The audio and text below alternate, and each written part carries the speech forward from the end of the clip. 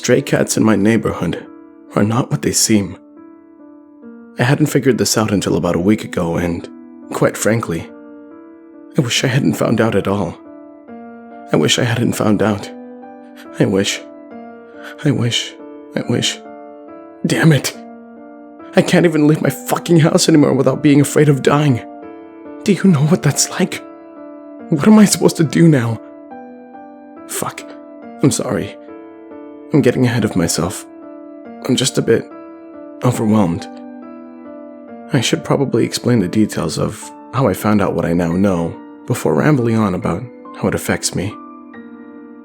Anyway, as I said, this all started last week, and up until that point, I had suspected nothing. I mean, I guess the cats in my neighborhood were always a bit different when compared to other groups of stray cats. I don't really know how to put this, but they seemed more sophisticated. They never fought or created a ruckus unless a non-neighborhood cat came around. They really seemed to dislike outsiders for some reason, though. Also, they never went near any of the townsfolk. I think that's one of the reasons why no one ever bothered to ask the township to trap them. They're kind of like ghosts. No one notices them unless they want to be noticed. One other strange thing is that food always seemed to be on the forefront of their mind.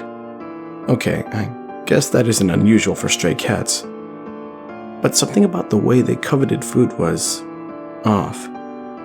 I would often see them stalking in packs.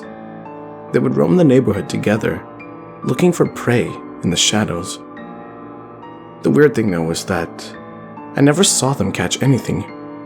They were always looking, but never finding. When they weren't doing that, well, actually, I don't know what they were doing. Looking back on it now, they only ever seemed to be hunting. They always seemed to be hungry. The only time I ever saw any of them eat was when I fed them. My neighborhood is pretty poor, so most people don't give the idea of feeding some stray cats the time of day.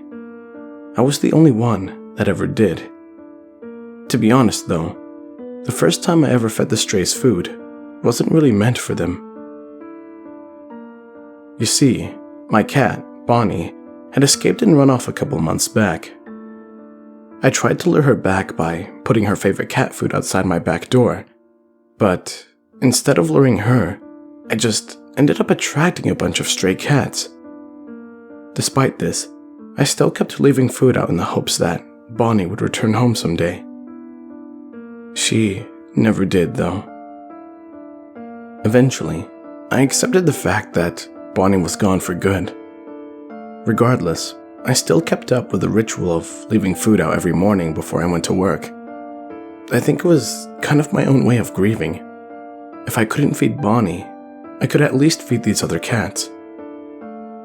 Over time, I began leaving food out more often, so much so that, eventually, I was making sure the food bowl was never empty. Yes, it was a lot of money trying to keep up with the demands of the hungry cats, but it was worth it. It became kind of a hobby of mine. This hobby did not only include feeding the cats, though. It also included watching them. The cats themselves were pretty normal. They all appeared like any stray cat you would see out and about. The only exception to this was their eating habits. They always looked as though they were struggling to chew their food, like their mouths weren't made to bite and chew. Their jaws just didn't seem to cooperate with what they wanted to do. I chalked this up to be due to inbreeding or injuries to the jaw. Hell, I thought maybe that they just aren't used to eating any commercial cat food. They are strays after all. To say the least, I didn't dwindle on it. Eventually, I was able to establish how many cats were living in the neighborhood. There were at least 50 that visited my little watering hole. They would come every day, usually in the early morning or late night. I'd gotten to know most of them from afar. Well, all except one. I named him Hollow. He was a lanky, snow-white cat. He couldn't have been very old, considering how smoothly and confidently he moved. but he was also not very young, which can be attested to by the various battle scars he was covered in. Like I said before, the neighborhood cats never fought between themselves, so the scars must belong to fights he started with visitors. I could also tell the other cats respected him. They would always move aside when he came to eat, and I could have sworn one of them even dipped their heads in respect as he walked by. My relationship with Hollow started when I was sitting out in the backyard one night. Now, usually, when I was in the backyard, very few cats would dare to venture to the food bowl. Sometimes, one or two of them would try to sneak past for a quick bite, but would scurry out the yard at the slightest movement on my part. Hollow, however, didn't. He strutted into my yard and to the food bowl with his usual confidence. He didn't move or even flinch when I turned to face him. He took his time eating, seeming not even the least bit concerned by my presence. When he was finished, he lifted his head from the dish and turned to look up at me. We stood there for a while like that, just staring. Eventually, Hollow seemed to grow bored and turned his head towards the open gate where he entered. He looked up at me once more and slowly blinked before turning away and strutting back from where he came. It was later that I would learn that when a cat slowly blinks at you, it means that they like and trust you. From there, the relationship blossomed. It went from small staring sessions in the backyard to sitting together for a while in peaceful silence, until finally, I was able to pet and touch him. It was so wholesome. It felt great to bond with another animal after the loss of Bonnie.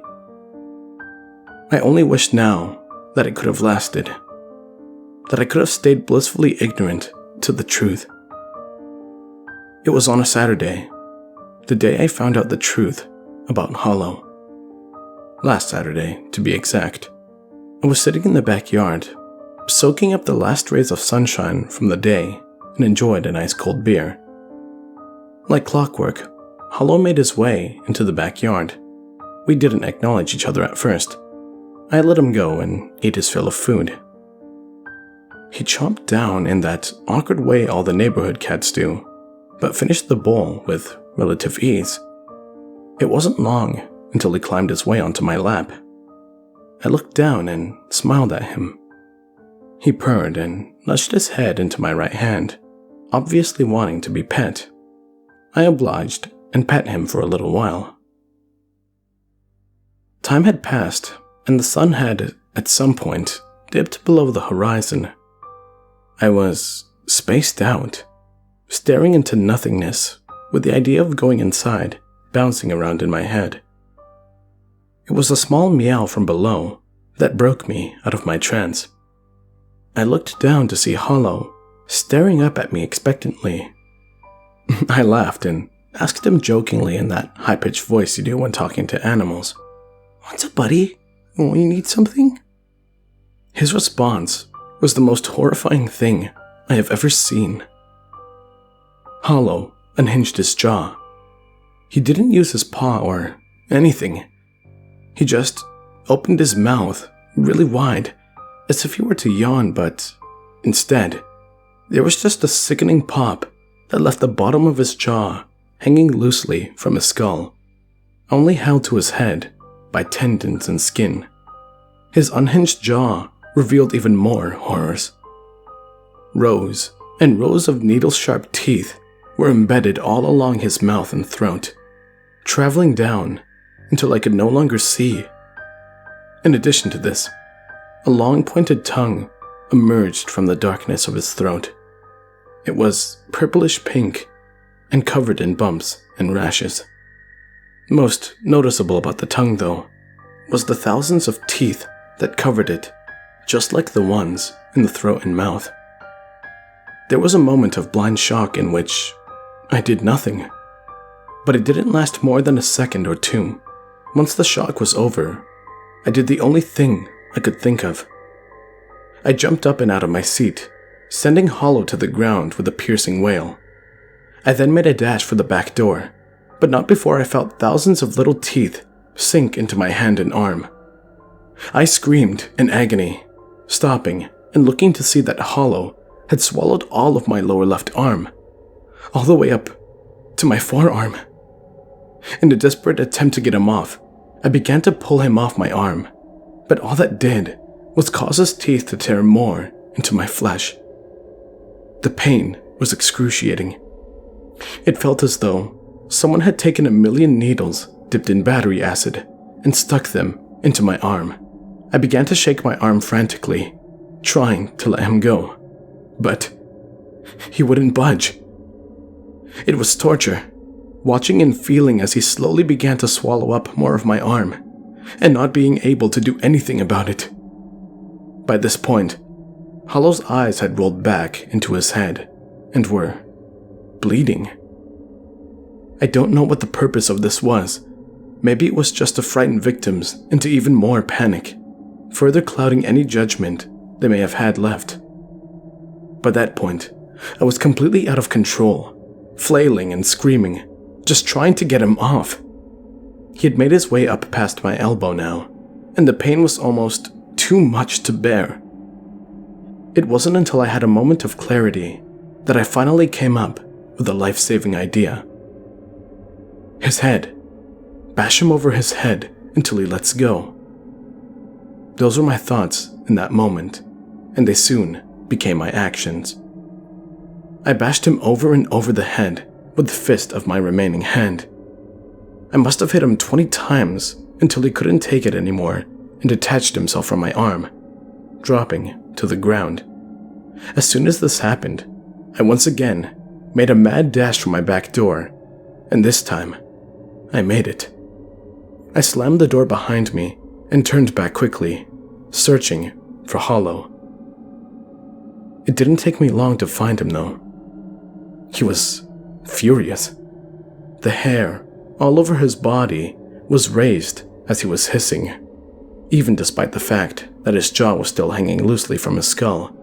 His rows of teeth were still exposed, eyes still white and bleeding, teeth-covered tongue wriggling in the open air. The hissing sound he made was just all wrong. Even through the glass door, it was almost deafening. It almost had an echo to it, as though the hiss bounced around his body and came out as some sort of deformed reflection of what it used to be. All the pieces seemed to click right then and there as I was staring at this monstrosity. Why they all hunted in packs, why they were so opposed to visiting cats, why they always seemed a little off, why they were so quiet, why I always saw them hunting but never catch anything, why they chewed so strange, and why Hollow tried to gain my trust. These things, they aren't cats at all. I don't know what they are, but I know they don't want to be found. They never caught anything in the open because, if they did, it would result in immediate retaliation from humans. They were secretive for their survival. They worked together to remain secretive because, as monstrous as they are, they were still small and could be overpowered when alone. Hollow must have judged that I was beginning to learn too much about them and needed to be eliminated. I know that sounds dumb, but think about it. They had survived for this long, hiding what they truly are from the rest of the world. That takes intelligence. Intelligence high enough to judge, plan, and execute an attack. Hollow made one mistake, though. He deviated from the rules, tried to go it alone in attacking me. I don't know what made him do it. Arrogance, maybe? I may never know. All I do know is that I am thankful for his mistake because if there had been more, I may have not made it out alive. I had to call an ambulance myself. You would think that the neighbors would have called when they heard the hysterical screaming, you know. Oh, the joys of living in a bad neighborhood. Hollow was gone by the time they arrived. As the siren sounded in the distance, he snuck back out into the darkness, still seething with rage. I didn't even bother telling the police of what I saw. I just told the nurses that I had a bad encounter with a large group of lampreys, and they didn't ask too many other questions. I returned home in an Uber a couple days later. The hospital made me stay for a while to make sure that no infections or diseases popped up unexpectedly. I was thankful to be gone a couple days. I never wanted to go back to that house, but I had nowhere else to go. So, here I am, stuck in my house with nowhere or no one else to turn to. They've been patrolling for days. Hollow will send 10 at a time just to walk circles around my house, all day and all night. I know that the other 40 lurk in the shadows nearby. Sometimes he will show up himself and stare me down through the back window, rolling back his bleeding eyes just to spite me. One time, he even brought Bonnie's collar with him. I think both you and I understand the ramifications of that. I know they will eventually find a way in. It's only a matter of time. That's actually why I'm writing this. As I finish this, I'm going to go outside and fight with all I got left in me. I have a handgun, a mallet, and a blowtorch at the ready. I'm pretty sure all these weapons are capable of killing one of these things. The real question is, will I be able to kill them fast enough?